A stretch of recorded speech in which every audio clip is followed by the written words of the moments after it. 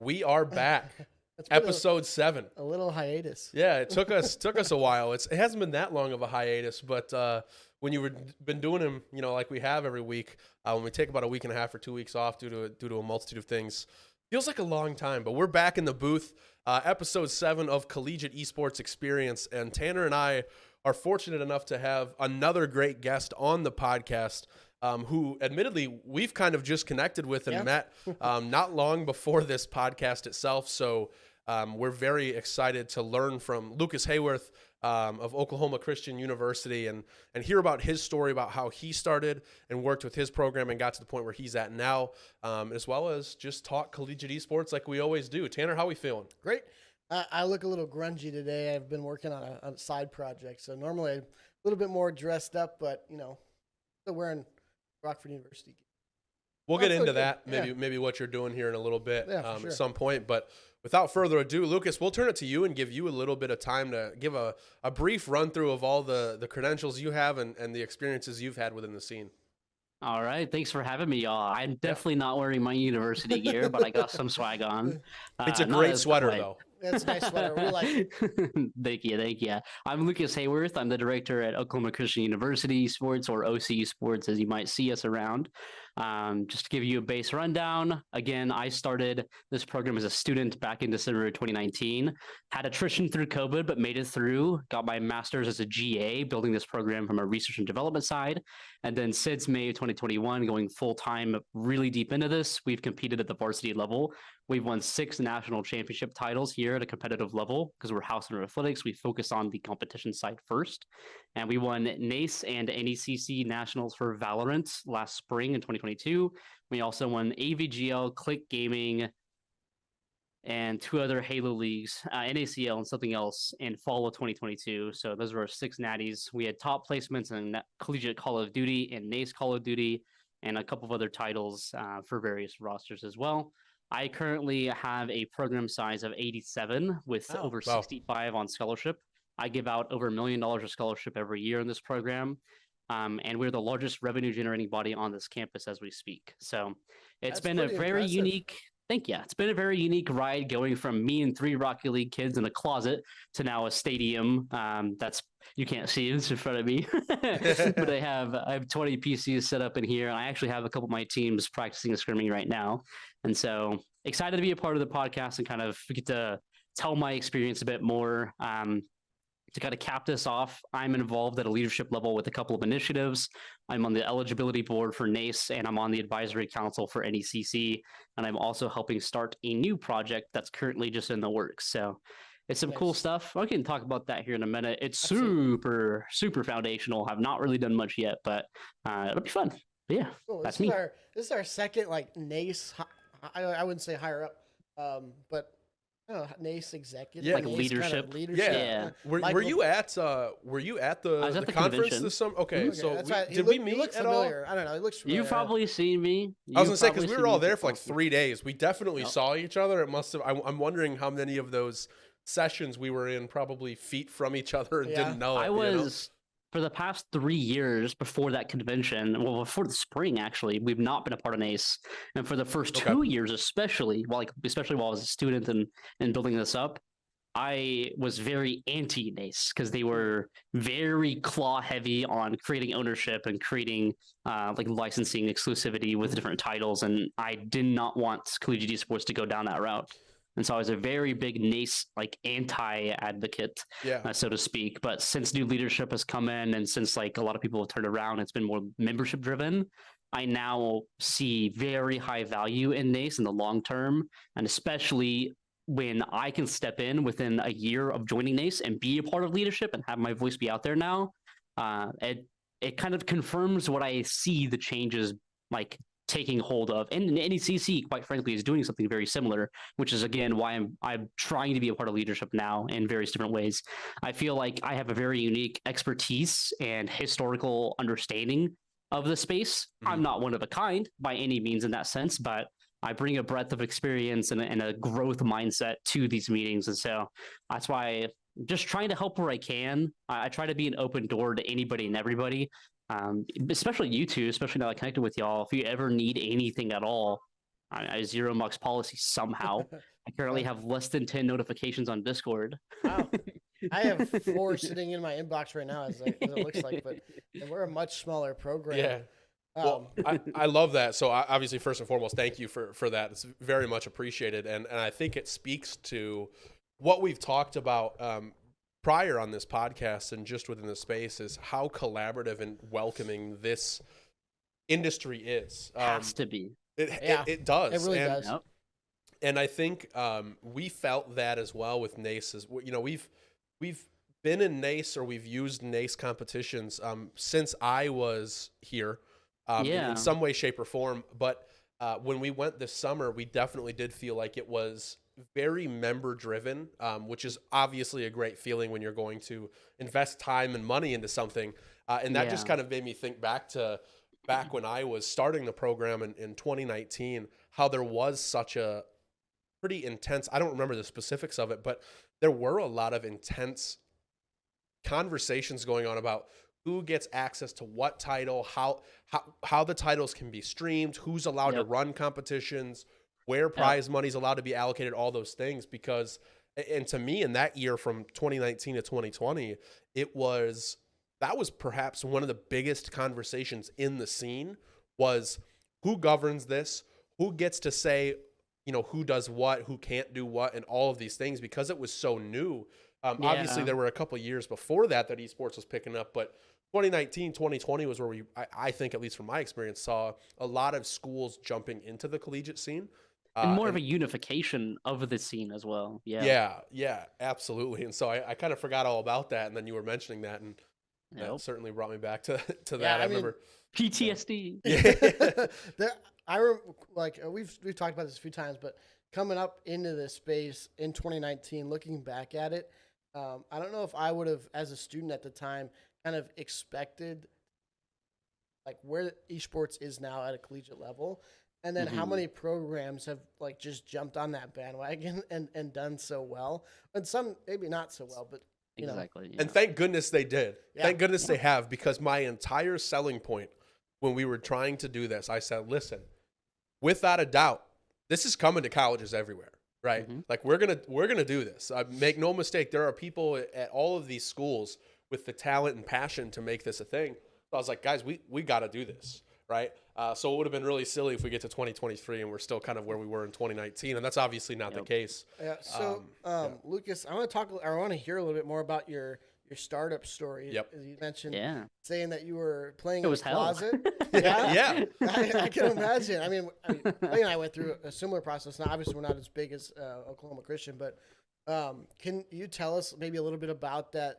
The trials or maybe the struggles that you went through starting out a program? PTSD. Yeah, because I think there's not to trigger it, but there's a lot of programs out there that either are just now becoming a program or they're not a program yet, right? Like we're very fortunate to have schools that have supported us in this way. So I think us all being in this conversation is a really interesting point for people who might be where we were at 3, 4, 5 years ago. Yeah, 100%. The biggest piece of advice I can give to anybody that is starting a program or thinking about starting a program, regardless of status in their university, whether they're chancellor, VP, or faculty or student, the biggest piece of advice is if your stakeholders, your administration, etc., if they don't understand the values that esports brings and you can't speak their language, because every part of academia has its own different lingo, if you can't even speak that language, don't bother. Like you are going to be hitting a wall of attrition left and right. Don't start by just diving in. Start by understanding your stakeholders, understanding the metrics of how you're going to succeed as a program. Every school is going to have different measures of success. Some of them are purely recruiting driven. Some of them are purely competitive driven. Some of them are a mix of both. Some of them are purely rooted in student affairs and the gaming club side of things. Some of them don't care about revenue generation. Some of them die on revenue generation. It really depends on which faucets or factors or KPIs or metrics or whatever lingo you want to use. It matters greatly what that is in order for you to have success in your program. I was grateful enough to start up with an AD, my boss, the person who scouted me, saying, hey, we noticed some of our sister schools are building esports programs. We want to do this here. What do we do? So I had the opportunity to set my own metrics and set my own success goals. As I was 20 at the time, 21. I super young, did not really understand what I was doing, but I had a growth mindset and a very obsessive passion for gaming and esports. The biggest issue that I faced was scope creep, massive scope creep, because I was able to set my own goals, and I started by cold calling people on LinkedIn. Honestly, like Daniel Clerkey was one of the first people I ever hit up on LinkedIn back in December of 2019. And then I listened to him at a NACAD online conference during COVID, got to meet with him and kind of understand what competitive collegiate esports looks like when Maryville was at its peak. Yeah. And that's why I was able to kind of like delve into the competitive path. But hearing from him, who had already an established program and a legacy, gave me so many like ideas as a font of wisdom that it turned into scope creep because I wanted to accomplish a lot with very little. And it led to a scrappy mindset, and I've been able to do something with it. But at the beginning, it was massive walls of attrition, trial and tribulations, that kind of stuff. So I think that's a struggle that a lot of institutions probably face. There's been they don't understand their scope. Yeah. Yeah, and not only that, but there's also like, oh, this school's doing it so well. Why can't we do exactly what they're doing and perform exactly how they are? You know, and I think there's some pressure, even in my experience, running this program is like, well, they're doing this.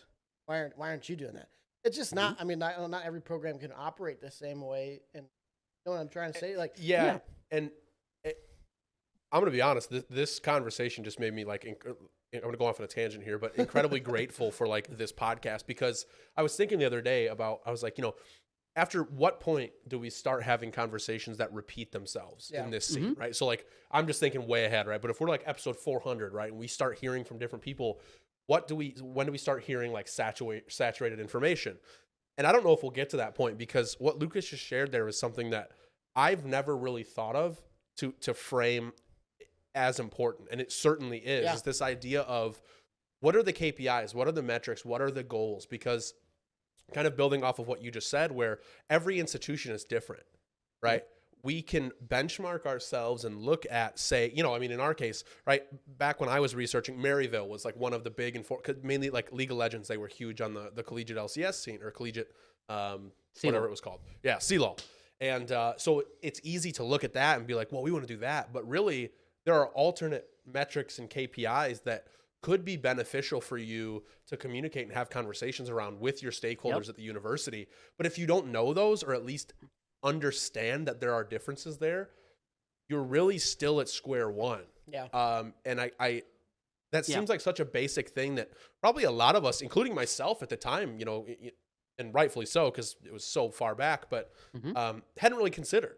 And so I think that was really great advice that I guess I wasn't expecting. And I'm really, absolutely, I mean, I think we could talk to, like you said, 400 different people, and they each say a different answer, a different thing, and a different experience. And Lucas, I think your experience provides us with another insight, another avenue of looking at that. So that's great. We all have our own lived experiences. We all operate at different universities. There's a reason why students that are fit for university, yours, won't be fit for mine, and students that fit for mine are not fits for yours. Exactly. It's just how it works. There's a lot of immutable characteristics. There's a lot of cultural characteristics. There's a lot of administrative and logistical characteristics. So many different things that qualify for us in different manners. And that's what's so beautiful about like higher education in general. I'm putting my faculty hat on here, but that's your real diversity. Right. It's every institution, everything that they have under their umbrella, esports being one of them.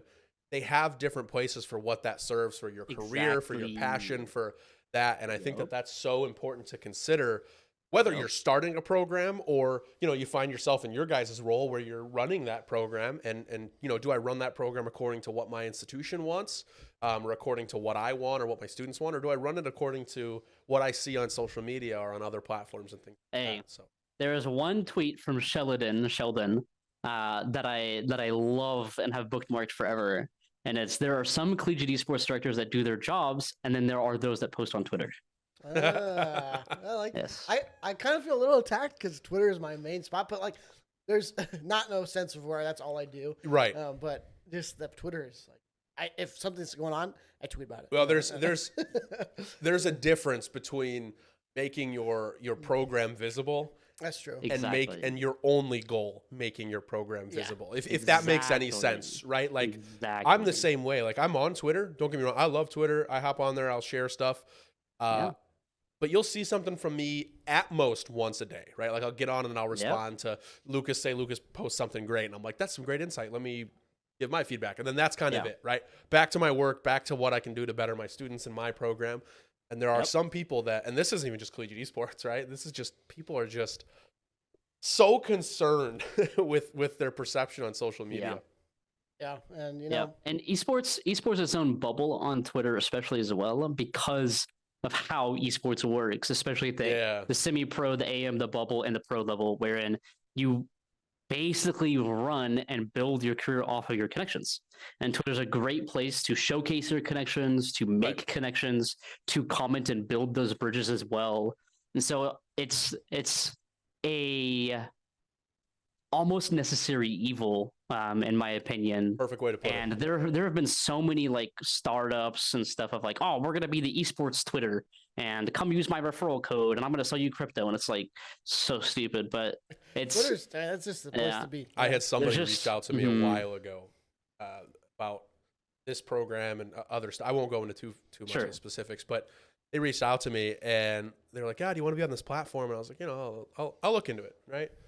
Yeah. And then I looked like a week later, and that page is something completely different now. I'm like, what was the intent here? Was this? I just got so confused. It was like There's now a rug pull. yeah, it was literally like it went from supposed to be like a resource to now it's like selling something, and I was just so confused on what could happen in 7 days to make that shift. Sam Bankman-Fried. He's out there playing League of Legends during your meetings. I wanted to also ask you, Lucas, kind of about I don't know how to phrase it, but like your experience. You said in your opening there that you are your highest revenue drawing. Yeah, sure. Institution or part of your institution. Trying to phrase it in a way that isn't like offensive to any other programs on your campus. No, just say it, man. Like, how does that feel? Depressing. Like we're less than 4 years old, and we account for 3% of the total revenue of the university on a year-over-year basis. And that's then insane. Not only that, but we're also one of the least funded programs on the campus because, to be fair, we're new. We don't have legacy. We don't have an alumni base, but being able to do natty chance, man. Yes, but you look at like, for example, on our campus, we have men's basketball. We used to have Coach Dan Hayes, who is a National Hall of Fame coach, 200 wins during his time, blah blah blah. So like, basketball has a legacy here. It has almost 60 years of a legacy with national championships at the NAIA and then the D2 level and all that stuff. And the industry in general, right? Correct. Like football and industry basketball have been a staple for a long time. Esports is something new. So legacy is when you get into minimum year 10. Yeah. Because you at least need one full graduating class that's 5+ years intermediate level experience in the industry, where they can actually start either potentially like giving a return back, or they can return a staff with level of expertise and understanding, that kind of stuff. You need a min 10 years before you even think about legacy. But is it just you and your staff? It's just me. Wow, that's still pretty impressive there. I'm the only full-time employee, at least. I'm the only employee, period. I have 2 GAs. I really only have one. That was right gonna be now. my next. That was gonna be my question. I have my assistant director, Eben Johnson, or Sneezes on Twitter. He's our League of Legends head coach and my assistant director. He's fantastic. I love him to death. I cannot sing his praise enough.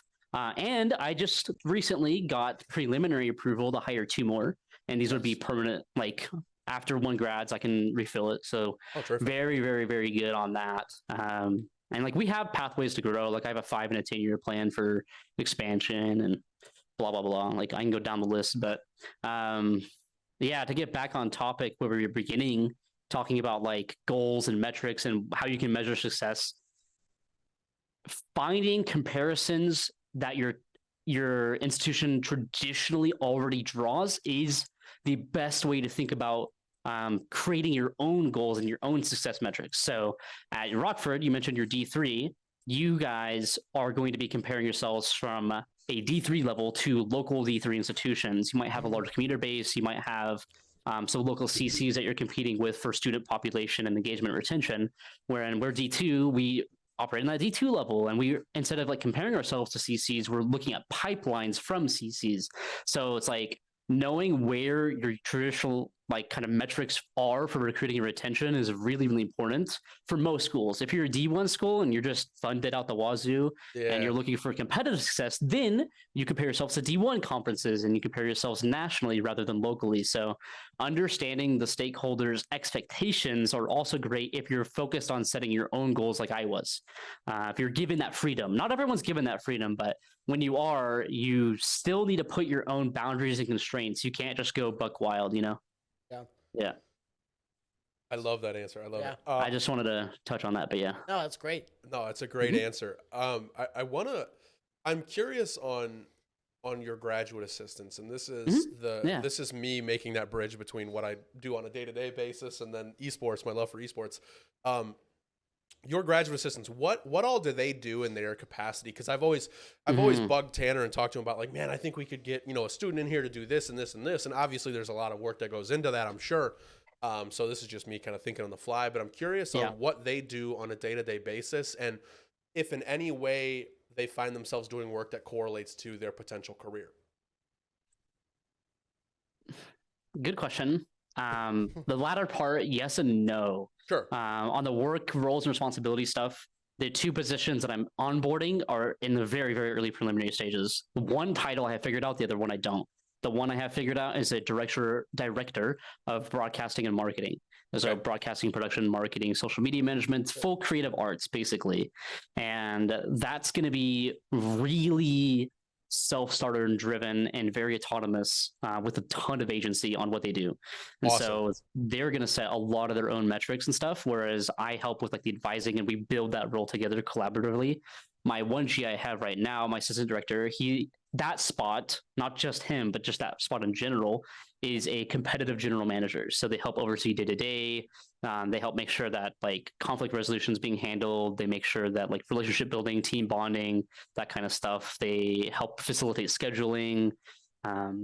Basically, I was able to offload a lot of like the day-to-day stuff onto that role, and I can focus on the more directive roles and responsibilities. So generating revenue, making sure our vision's correct, making sure our goals align, making sure I'm talking to the correct stakeholders, expanding my grasp, talking with new entities, potentially getting into partnerships and sponsorships, that kind of stuff, now that we have history and we have earned media, which is a big thing too.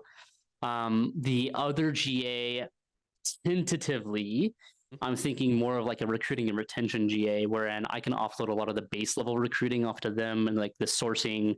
So like an entry level recruiting position, so to speak. So like a talent coordinator in the industry. So those roles, director of marketing production, director of recruiting and retention, both of those definitely would translate to industry standards. The competitive GM, it does translate to an industry standard, but it's very niche within an esports industry. Yeah. So that role is way more top level of like having someone that already has some level of corporate or managerial experience. That way it's more of a supplement and like an independent project rather than an item line on experience under their resume. Yeah. So Evan, I won't speak too much on his behalf, but he has 10 years corporate experience at Verizon. So like, he don't need to sell himself to get back in the industry. He can go pretty much wherever, especially now that he's going to get an MBA. He's just a genius, but yeah. That's awesome. I the reason I ask is obviously those GA roles don't necessarily have to align with what a student is furthering their education for, because we see that across higher ed in general, right? Like we have students who are pursuing their masters in business admin, but they're working with facilities or yada yada, and it's just a means to get a degree, which is totally fine. But I just was curious more so on like what the duties were of your graduate assistants, because we obviously don't have that at the moment, but I would love to get it. You should get them. Yeah, and I think that to me that was such a selling point of esports, not even for me, for the institution specifically, but when we were having these conversations, it's like, listen, guys, not only does having a collegiate esports program open the door for students to compete, right? First and foremost, what collegiate esports does, right?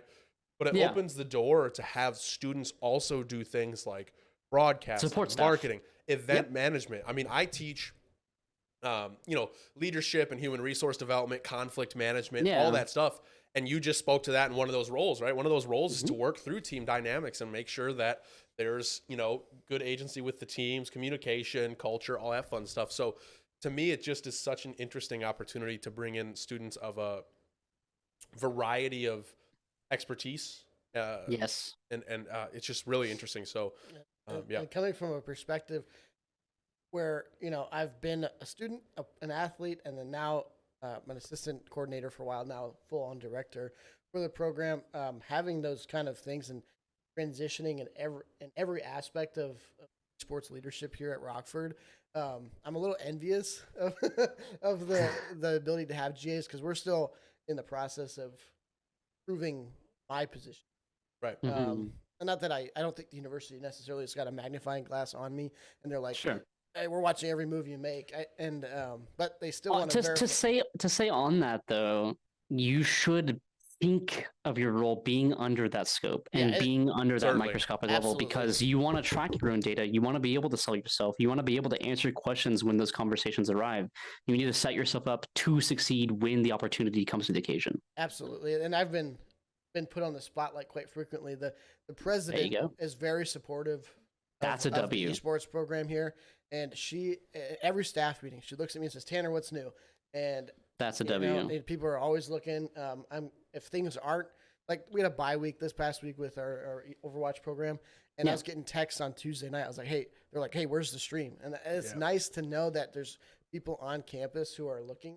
But to kind of jump back on my point there, for a program our size, I think those are goals. Like a 5-year goal for me would be to have 2. And, I think that super achievable. Yeah, and the programs need to have that. So it's impressive. I applaud your work, and especially in the four years or so that you've been doing it. It's impressive. Yeah, almost. I'm getting close. I have a month and 9 days until 4 years. I hate being the person that's like, time flies, like that cliche, but, and I don't know if it's just life in general or if time flies even faster in the world of esports as it's rapidly growing, but unfortunately, it's just us getting old, buddy. Oh man, don't mention it. I know you probably can't tell from the small Zoom window, but my hairline, it was already bad and it's getting worse day by day. So, but it seems like just yesterday we were starting the program. I mean, we've updated our facility, and I'm sure, you're doing the same thing, and it's just like it goes by quick. And when we think about, we're talking about 2019, and I think that's just yesterday. Yeah. When really, there's been a change of staff multiple times. There's been changes in the facility, all that stuff. And not only that, but as a single person here doing everything, it's so hard to manage. And maybe you can speak in on this, Lucas, is managing the time as a program director for doing the recruiting, doing the team management, doing time and scheduling, doing everything that has to be encompassed by a position like this. And then also maybe like how a university can support a program like that. You obviously have a great support system, I assume. I'll give you the Spark Notes. So when I started up, it was me, 3 students. Year 1, I scaled up to 14. Year 2, I scaled up to 34. Year 3, I scaled up to 61. And then this year, I started at 91. Oh. And so consistent growth over time, but without growth from a support standpoint. I also had no leadership in this. I had no help. I had to set my own goals and metrics. And so it was, again, a lot of falling and failing, but failing forward. And so talking into that base level experience, it's about understanding where you want to fall and like where you want to go. So it's, how do I explain this in like a succinct way?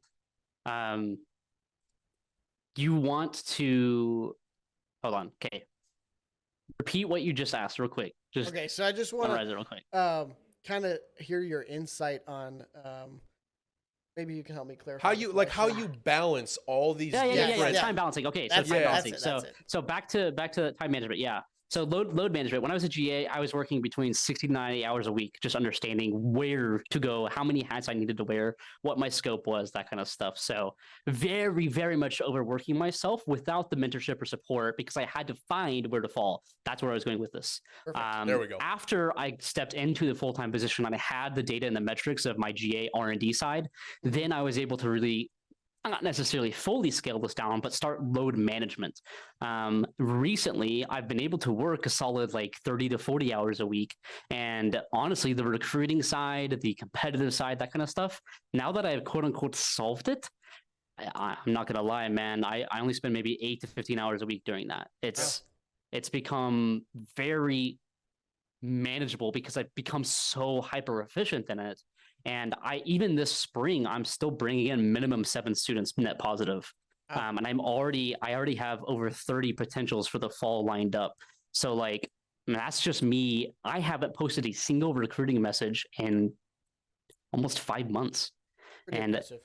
And it's through the pipelines, it's through the word of mouth, it's through the history and the earned media that we've earned and built. Yeah. And so recruiting, it's a hell of a lot of work early on where you need to understand your lingo and your language and how to sell it correctly and how to be ethical about it too. And then the competitive side, you need 2 renditions. You go through one full academic year of competition. And you really should, that's your litmus test. You really should be able to figure it out within a full year. If you're still lost within a full year, you need help. Regarding rest of my time, because I still live and breathe this is the only thing I do. I wake up 9 a.m. roughly, and then I end my day at like midnight, and I do this every single day. I've been taking on creative endeavors. So I bought a DSLR camera. I've been taking our own headshots. I'm going to be building our own website. I learned Photoshop, Illustrator, Canva. If you look at our OC Esports page, all the recent graphics I've handmade. And so and I have no experience doing that. My bachelor's was in English. My master's in business administration. So I've been able to push myself and learn the lingo and the directive of creative media because, again, the one GA I'm going to greenlight is a production and marketing person. So I need to be able to speak their language and understand concepts. That way, when I have someone there, I can provide them direction and I can build off of their feedback because I know what they're talking about. And so I found a lot of value in that. And so I'm pushing that route. And I've been building that out for like 6-7 months now.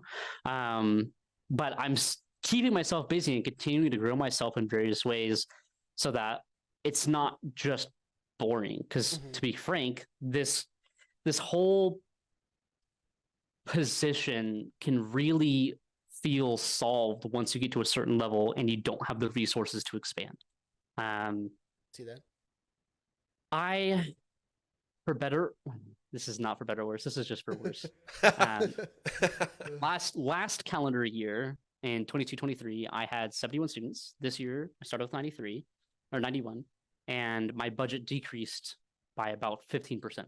Wow. So my dollar per student, again, decreased 15%. So I had to make do with what I had. I had to stretch it further. I had to fulfill gaps and that kind of stuff. And once you get to that level of resource cap and constraint from an operational level, that's where you need to be more creative and start figuring out different ways to continue improving and adding value, not only to yourself and your own career prospects, but to your students and the kind of opportunities that you can offer them as a program too. But yeah, I like that you hit on teaching yourself and working towards making the job more efficient for you, right? Because I think this goes forever, and obviously we've been very fortunate, and to some extent you as well, with support and things like that. But at the end of the day, you can only have as much support as that support is given to you.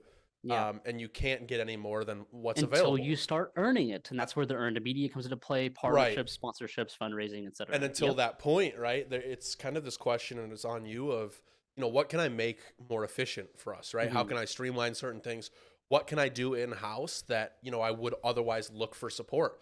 And one of those things being kind of marketing. And Tanner, I know you've done a lot with that this year with having headshots. You have a whole podcast. Podcast, having headshots of each player, having templates and things built out for game days and for things like that.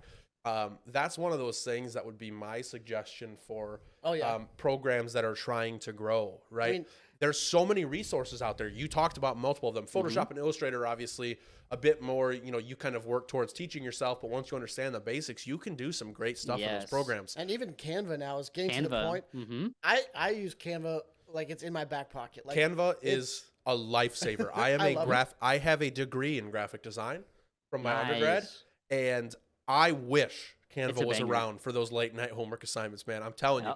But it is a phenomenal resource, and there are many more like it to, even if you want to create your own, production and marketing stuff that's unique, because that would be one of the criticisms is people say, Canva's the templates. Yeah.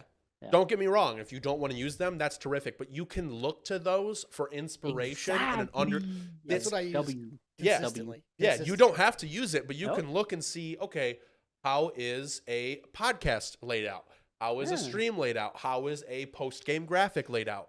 And then plug and play the stuff that you want to put in. And if you have that media, what I've been doing, and it's a big focus for me, I got three main goals for the institution that they put on me for my first year. Recruiting, obviously, big one. Managing social media marketing, that kind of thing, and then streaming.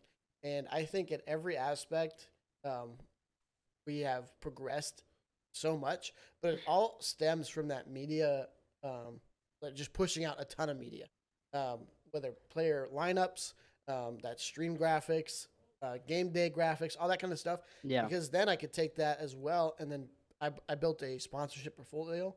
Yeah. I can take the information and the data, the statistics that I'm You have the getting metrics. from that. I can put that in You a have book your and say, analytics. exactly. I can put that in a book and bring it to a sponsor, say, here's our reach. Yep. We're getting thousands of impressions on tweets, on social media, Instagram, Facebook, whatever. Give us a logo. Yep. I get exactly what you're saying, because I had to do the same thing, and that's what we're in the process of right now, right? It's like, to give you some numbers, our Twitter account, OCEsports_, has 450 followers, give or take. Beginning of this year, I looked at the previous calendar year, 7/1 to 7/1. So 7/1/22, 7/1/23. So your full academic calendar year with 450 followers and less than one post a week. We earned 157,000 impressions on that account. That's so It's impressive. purely earned media. Yeah, Yep. and I think the Regents Esports page is in a very similar stance here. I tweet quite a bit though, but I mean, in the last month we earned 17,000 impressions. Banger. That's awesome. And I throw that. I mean, I was talking to our marketing director about it, and she goes, "Tanner, that's more than the university gets on any platform." I was like, they promote our Twitter esports, page alone. Yeah, I get that. Our metrics- Twitter page alone is 4x the total reach of the entire school's entire social media portfolio, and it's just through Twitter. Yeah. Right. I mean, and that's one of the positives, though. That's one of the positives of esports being, so digital. We talked about kind of the love and hate for Twitter and social media platforms, but at the same time, with us being such a digital platform and where we go, I mean, there is an audience for it. Even in esports studies, like the Esports Foundry put out Yes. their yearly report. Trend report. Yeah. I think it's like 67. Chris is the GOAT. Yeah, absolutely. I think they said like 67%. No, don't quote me. It's something around those numbers. Of recruits are pulled off of Twitter. In all of collegiate esports. That's criminal. That is insane. I mean, Stapler, Spin, any other NCSA, whatever your other recruiting platforms are. Twitter is still superior, and if you can master your media, your marketing on there, I think you'll have an advancement. You know what's in your funny? program. I think I have recruited a grand total of 2 students off of Twitter in the 4 years that I've been here. Really? I don't think I use Twitter as a tool, but Spin, hey, Suave, if you're watching, man. The first 2 years that I Suave's had the at goat. Spin, Nick is the good. I love him. The first 2 years that we had Spin, we got 0 recruits. And then year 3, like the year after I went full time and like really was starting to push this, we had almost 15. That's insane. From Spin. I got 2 last year. Spin. We're a much smaller program. I have about a third of the population we have, and we just started offering scholarships. So Nice. We're growing slowly but surely. But I mean, just using Spin now, I have a few committed for the spring, and I think I hope at least 5 or 6 committed for the fall, which is nice. Like I said, magnifying glass. But yeah, spin. I love spin. Yep. I think social media, like using Twitter and stuff like that, for me, the importance that I place upon it is certainly in the option that it could get you a recruit, right? We've talked about it maybe doesn't really necessarily get you a recruit, but to me, it seems like a selling point for the program and for the university in the respect that, let's say we have somebody here on campus, right? We have a student that we're interested in. They might not connect with us and go here because of the Twitter, right? Like that might not be how they find us. But I think to me, the social media and what you put on social media can add to the legitimacy of your program. Well, not only that, but it helps dictate the culture of your program too. Absolutely. Yeah. It to me, it shows, at least right now, this could change in 10 years when esports is perhaps much bigger in the collegiate scene than it is even now. But right now, all these students know, right? Like esports hasn't been something that schools have given their attention to, right? It certainly wasn't when we were all in school kind of coming up, or at least earlier on in our academic careers, right? But now if they see a school who is sponsoring and advocating for their students on social media and on these platforms in the same way that they do all of the other students, that to me is a selling point, right? That might not be how I got them in the door, but that could very well be, I met them on whatever recruiting site, or they just had a campus visit.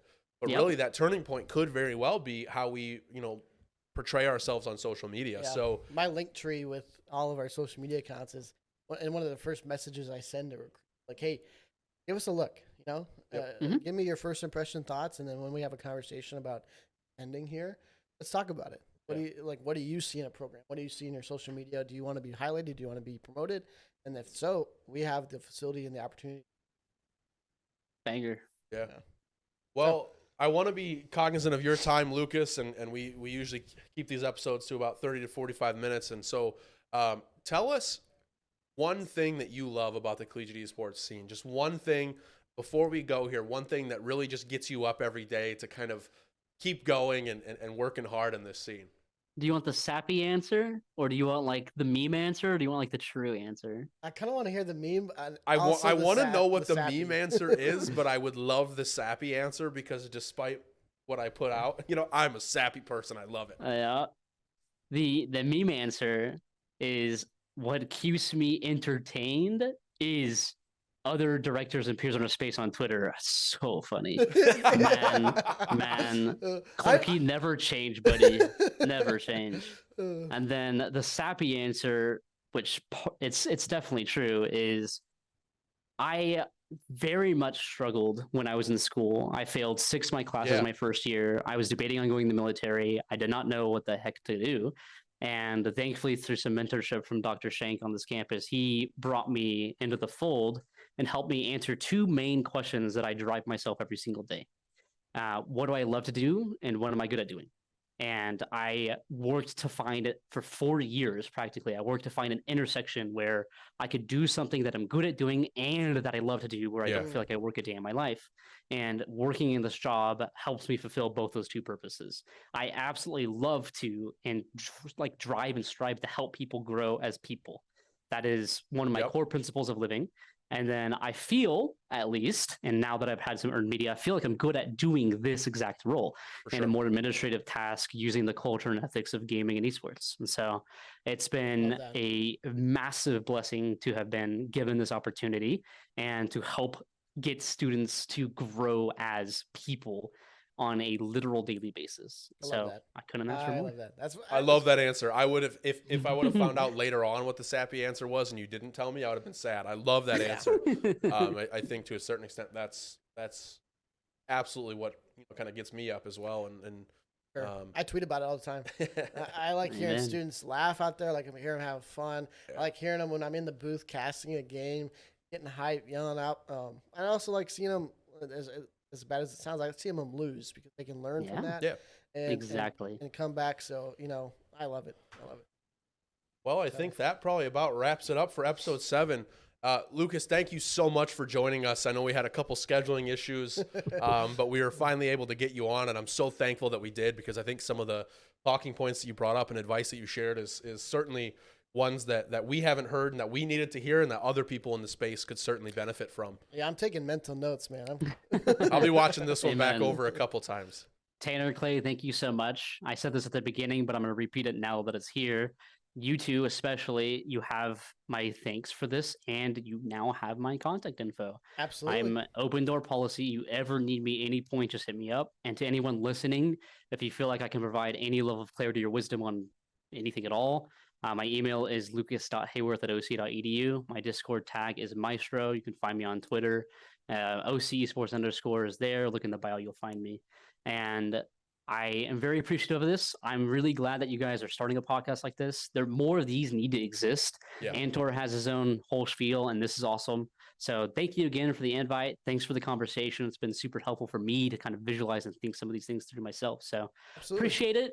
Won't keep y'all here much longer hostage with me. So thank you again. It's a great time. Thank you so much. Yeah, we'll absolutely post all your info down below in the episode link itself. So awesome. Thank you again, Lucas. Appreciate it. And ladies and gentlemen, thank you for tuning in to episode 7 of the Collegiate Esports Experience. We'll see you next week. Thank you. Peace. See y'all. See ya.